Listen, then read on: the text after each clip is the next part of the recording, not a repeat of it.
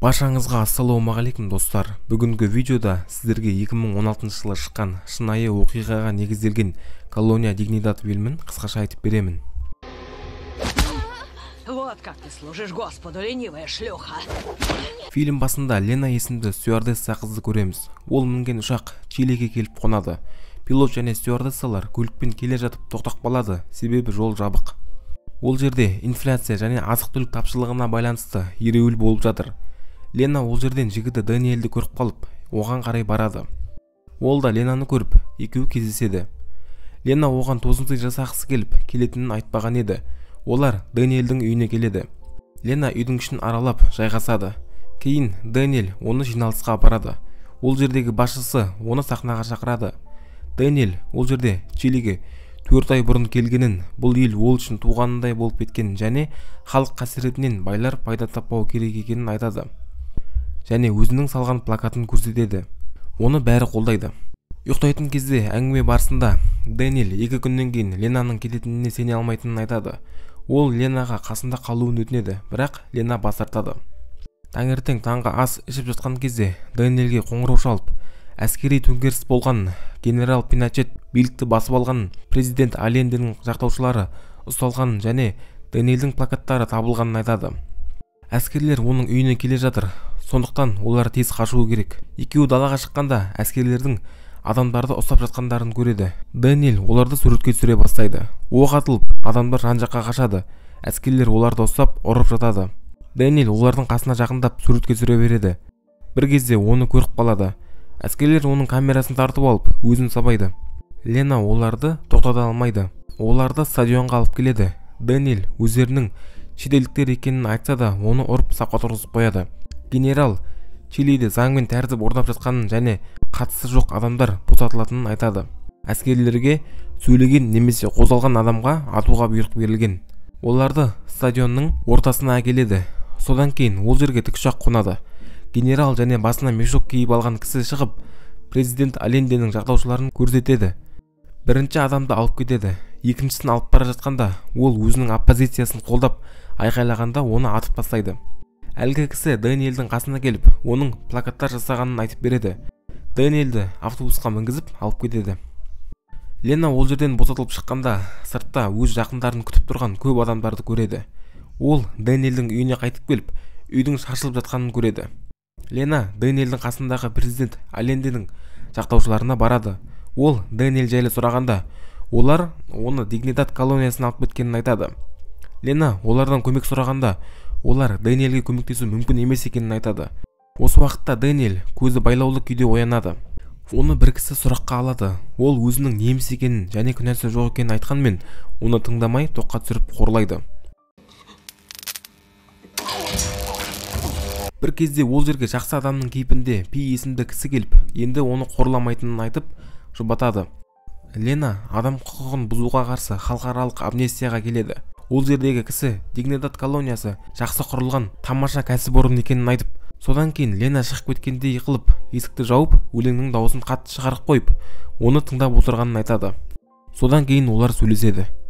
Ол Дэниелдің Пи есімді кісі басқаратын колонияға түскенін айтады. Ол дүниежүзілік екінші соғыстан кейін Германиядан қашып кеткен және әлемнен бөлек өзінің ережелеріне бағынатын колония ашқан. Лена ол жерге кіре аламын ба деп сұрайды. Ол Ленаны ескертіп, ол жерге кірсең, қайтып шыға алмай қаласың дейді. Лена пилот досына хат тастап, жұмысқа шыға алмайтынын ескертеді. Ол монах ұқсап киініп, автобусқа мініп, колонияға барады. Автобустан түскенде жүргізуші оған тау жаққа бар дейді. Лена сол жаққа барып, орманның ішінен күзет мұнараларымен қоршалған жерді тауып алады. Лена қақпаның жанына келгенде, есіктен бір кемпір қарап, Құдай сақтасын деп сөйлеп, Ленаны ішке кіргізеді. Кемпірдің есімі Гизела. Ол колониядағы әйелдердің басшысы. Лена келе жатып, әлгі автобусты көреді. Гизела одан бізге қосыласың ба деп сұрайды. Лена оған иә деп жауап беріп, Құдай жолына түсетінін айтады. Гизела оның құжаттарын керек емес деп басқа бөлмеге апарып тастайды. Басқа бөлмеден кішкентай бала жылап шығады. Лена одан бәрі жақсы ма деп сұрағанда, Гизела оны жайына қалдыр дейді. Бір әйел келіп, балаға жылауыңды қой деп алып кетеді. Гизела Ленаға бөлмеге кіретін сенің кезегің дейді. Бөлмеге кіргенде Пи отырады. Ол Ленаға бізге қосылсаң осы жерде қаласың дейді. Лена келіседі. Пи Ленаға сен әдемісің, жігітің бар шығар дейді. Лена жоқ деп Құдай жолына түсетінін айтады. Ол Ленаға сенбей киімдеріңді шеш дейді. Айтқанын істегенде ол ішкі киімдерін көріп жезөкшеге ұқсайсың деп айыптайды. Содан кейін үсті басын иіскеп малғұнның иісін сезіп тұрмын дейді. Оған шайтаннан бас тартасың ба деп жауапқа тартады. Содан кейін маған шыныңды айт деп бұл жерге не үшін келдің дейді. Лена оған сіз үшін келдім, себебі сіз маған керексіз деп жауап береді. Пи енді шыныңды айттың деп оны құшақтайды. Гизела бұл жерде еркектер, әйелдер және балалар бөлек өмір сүретінін айтады. Ол әйелдер жататын бөлмені көрсетеді және төсіңді бинтпен ора, аяқ киіміңді шеш, себебі жезөкше ұқсап жүрсің дейді. Кешке қарай басқа әйелдер жұмыстан келеді. Гизела кеткеннен кейін Дора есімді әйел одан жаңадан келдің ба деп сұрайды. Лена иә деп жауап береді. Ол оның сырттан келгеніне таңғалып, Ленаға құпиясын айтайын деп жақында тұрмысқа шығуы мүмкін екенін айтады. Лена оны түсінбей қалады, себебі әйелдер мен еркектер бөлек тұрады. Сол кезде Гизела қайтып келіп, бәріне таблетка береді. Және оның не үшін екенін айтпай, жұтуын талап етеді. Келесі күні Дэниелді дәрігер қарап, оған не істегенсіңдер деп шошып кетеді. Дәрігердің айтуынша оны тоғыртқанда миына зиян тиген болуы мүмкін. Пи бұның да пайдасы тиер дейді. Ал Лена басқа әйелдермен жұмыс жасайды. Картоп жинап жүргенде оның басы айналып жерге құлап қалады. Гизела оны еріншек жезөкше деп сабайды. Лена оған шөл дедім деп су сұрайды. Гизела оған бір шелек су әкеліп береді. Бірақ оны ішуге тыйым салады және кешке дейін ұстап жүресің дейді. Колониядағы 9-ші күн. Кестеде өзгерістер болып, барлық әйелдер залына баруы керек. Лена сол кезде Дорадан күйеуі жайлы сұрайды. Ол жігітімен бір рет және 3 жыл бұрын парад кезінде кездескен және содан бері бір-біріне ғашық. Жиналыс кезінде Пи діні жайлы әңгіме айтады. Барлық еркектер оны қолдайды. Ол өлген адамды тірілтпекші. Көрші бөлмеде тұрған әйелдер де Пиге сыйынып тұрған секілді. Бір кісі орнынан тұрып, Пи сөйлегенде бәрі Құдайдың дауысын естігенін айтады. Бірақ олардың тілегі орындалған жоқ, себебі олардың күнәсі көп деп ойлайды. Колонияда 37-ші күн. Дэниел өзін кеміс адам сияқты қылып көрсетеді және басқаларға өзін Ганс деп таныстырады. Дәрігер оны ұстаға әкеліп, аздап жетіспейді деп, оған қарақ қой деп тапсырады. Ұста оған оңай жұмыстарды береді және Дэниел кеміс адамның рөлін ойнап жүреді. Ұста кеткенде Дэниел жан-жағын қарап, қараңғы бөлмеге кіреді. Ол жерден камера тауып алады. Ұста оны көріп қалады. Бірақ Дэниел өтірік ақымақ болып, дәрет сындыру үшін кірдім дейді. Әйелдер жұмыс жасап жатқанда Гизела Ленаны шақырып алып, Дораның күйеуі жайлы әңгіме қозғайды. Лена оны бәрі біледі деп ойлап, күйеуінің аты Дейтер екенін айтып береді. Сол түні Гизела келіп, Дораны алып кетуге келеді. Ол жылап кешірім сұраса да еш пайдасы болмайды. Гизела есікті кілттеуді ұмытып кетеді. Сол себепті Лена олардың не істейтінін көру үшін арттарынан ереді. Ол терезеден қарап барлық еркектерді көреді. Бала өлең айтып тұр, ал Дораның көңіл күйі жоқ. Пи баланы тоқтатып, ауаны иіскеп, бұл жер әлі сасып тұр. Құдайдың өлеңі де малғұнды қуа алмады дейді. Кто бы взял тебя в жены, ты вонючая уродина. Еркектер Пи не айтса да қолдайды және айтқанын орындайды. Пи Дейтерден бұл сасық сиыр жайлы не ойлайсың дейді. Дейтер сенімсіз түрмен ол сасып тұр дейді. Сосын оны шақырып, сайтанды қуу үшін оны ұруың керек дейді. Дейтер оны бетінен ұрып, содан кейін жылап қалады. Лена еркектердің арасынан Дэниелді көріп қалады. Пи барлық еркектерге Дейтерге көмектесіп әйелді ұрың дейді. Бір кезде Ленаны көріп қалып, ол қашып кетеді. Пи әйелдердің қайсысы екенін білмей есікті кілттемегені үшін Гизеланы ұрады. Келесі күні Лена Урсел есімді әйелден оңашада Дораның жағдайын сұрайды. Ол оның тірі екенін айтады. Лена ерлер жиналысына қалай түсуге болатынын сұрайды. Әйелдер жұмыс жасап жатқанда, Гизела қарамай тұрғанда Лена қашып кетіп, өзенге шомылады. Кешке қарай Лена суға түсіп, оны бүлдіргені үшін ерлер жиналысына жібереді. Ол ерлер арасынан Дэниелді таба алмайды. Пи барлық әйелдерді тазалау керек деп, оны ұра бастайды. Сол кезде дабылдың дауысы шығады. Дэниел қашам деп қақпадағы тоққа түсіп, есінен танып қалған. Еркектер Дэниелді тауып алады, бірақ оны жазаламайды, себебі оны ақымақ деп ойлайды. Колонияда 130 күн өтеді. Балалар Пиге өлең айтып тұр. Ол 3 баланы таңдап, оларды душқа жібереді. Содан кейін парад басталып, әдемі киімдерін киіп, барлығы дайындалады. Қонақтар келіп, Барлығы жиналған кезде Лена колонияда бірінші рет Дэниелді көреді. Екеуі түнде картоп сарайында кездесейік деп келіседі. Пи үкіметке қару сатады, сол себепті олар бұл жерге көз жұма қарайды.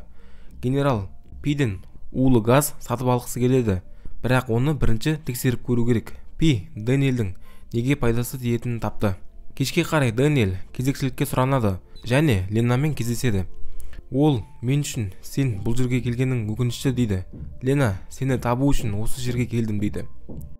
Дэниел одан бұл жерде ештеңе жасырмайтынын, себебі оны ақымақ деп ойлайтынын айтады. Олар сөйлесіп жатқанда Дэниел жерден туннель тауып алып ішіне кіріп кетеді. Ленаның кезекшілігі бітіп, Гизела оны алып кетуге келеді.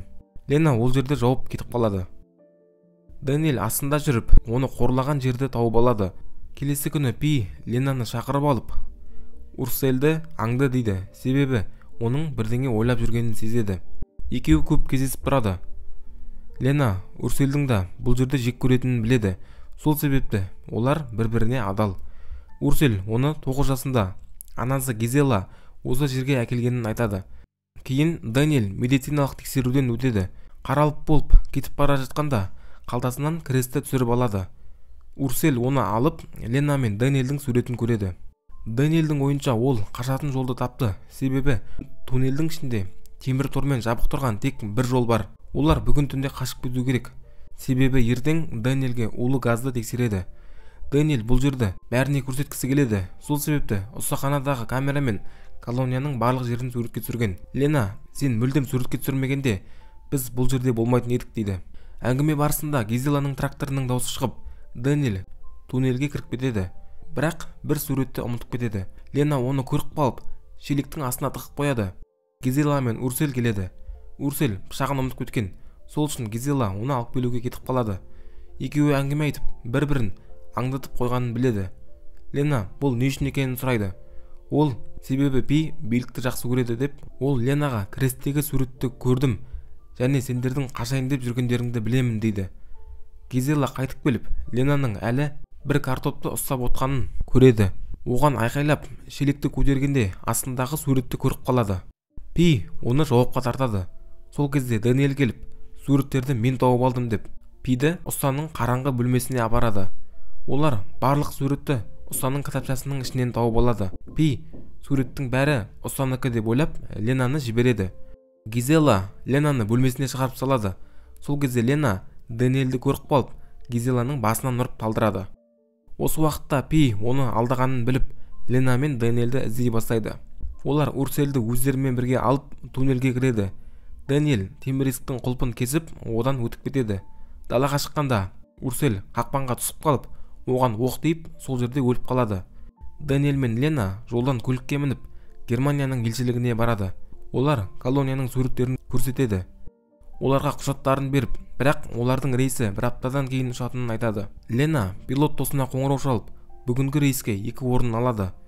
Дипломат оларды әуежайға жер асты кіреберіспен апарып, бір бөлмеге кіргізіп, ұшатын кезде келемін деп кетіп қалады. Содан кейін Лена мен Дэниел олардың Пимен кездесіп жатқанын көреді және сырттарынан кілттеп кеткенін біледі. Сондықтан терезеден қашып кетеді. Олар жүк таситын көлікпен ұшаққа барып мініп алады. Пи қасындағы генерал мен диспетчер арқылы пилотқа ұшуға тыйым салады. Бірақ пилот Лена мен Дэниелдің өтінішін орындап ұшып кетеді. Олар Чилиден қашып үлгереді.